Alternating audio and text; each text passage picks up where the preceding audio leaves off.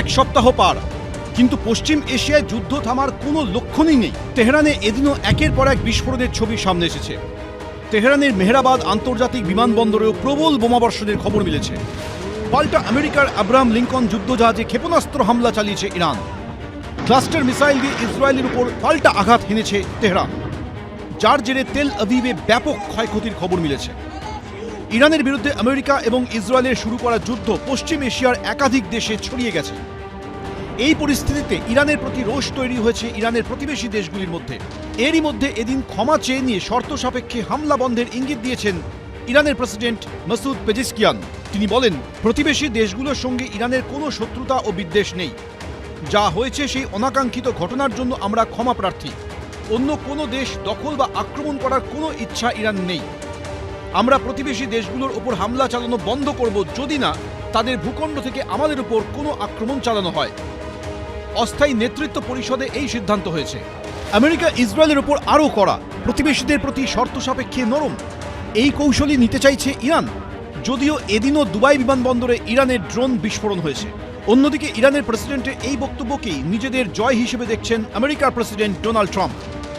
সমাজ মাধ্যমে তিনি লিখেছেন, ইরান যেখানে নরকের মতো পরিস্থিতি ক্ষমা চেয়েছে এবং পশ্চিম এশিয়ার প্রতিবেশীদের কাছে আত্মসমর্পণ করেছে, প্রতিশ্রুতি দিয়েছে তাদের লক্ষ্য করে আর হামলা চালাবে না।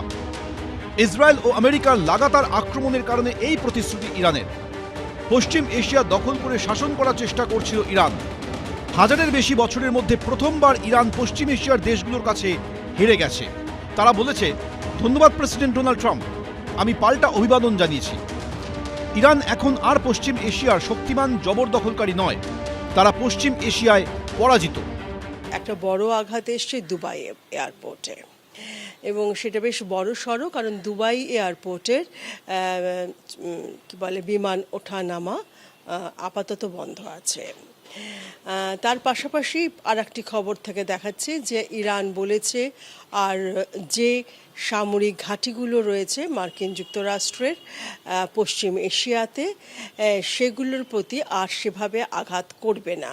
কিন্তু এখনো পর্যন্ত ইরানের যেসব ওয়েবসাইট রয়েছে, ইরান সরকারের যেসব ওয়েবসাইট রয়েছে, সেখানে এ ধরনের কোনো তথ্য আমি অন্তত পাইনি। এদিনই জল, স্থল, আকাশে ইরানের প্রতিরক্ষা ব্যবস্থাকে গুঁড়িয়ে দেওয়ার দাবি করছেন আমেরিকার president. Iran were doing very well. Somebody said, how would you score it from 0 to 10? I said, I'd give it a 12 to a 15. Their army is gone. They're just about, look, their navy is gone. Their communications are gone. Their leaders are gone. Their air force is wiped out entirely.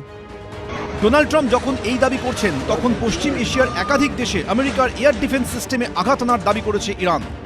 তেহরানের দাবি, জর্ডনে আমেরিকার অতি শক্তিশালী terminal high altitude area defence বা THAAD radar ব্যবস্থাকে missile হানায় ধ্বংস করে দেওয়া হয়েছে। সূত্রের খবর, ভারতীয় মুদ্রায় এই থার্ড রেডার ব্যবস্থার মূল্য প্রায় 2800 কোটি টাকা। এর আগে কাতারে আমেরিকার শক্তিশালী রেডার সিস্টেম FPS-132কে ধ্বংস করা হয়েছে বলে দাবি করেছিল ইরান। সৌদি আরবের প্রিন্স সুলতান বিমান ঘাঁটিতে ইরানের ব্যালিস্টিক ক্ষেপণাস্ত্র হামলার ভিডিও সামনে এসেছে। সব মিলিয়ে পশ্চিম এশিয়ায় যুদ্ধ নিয়ে উদ্বিগ্ন গোটা বিশ্ব। ঐশী মুখোপাধ্যায় রিপোর্ট, এবিপি আনন্দ। এবিপি আনন্দ, এগিয়ে থাকে, এগিয়ে রাখে।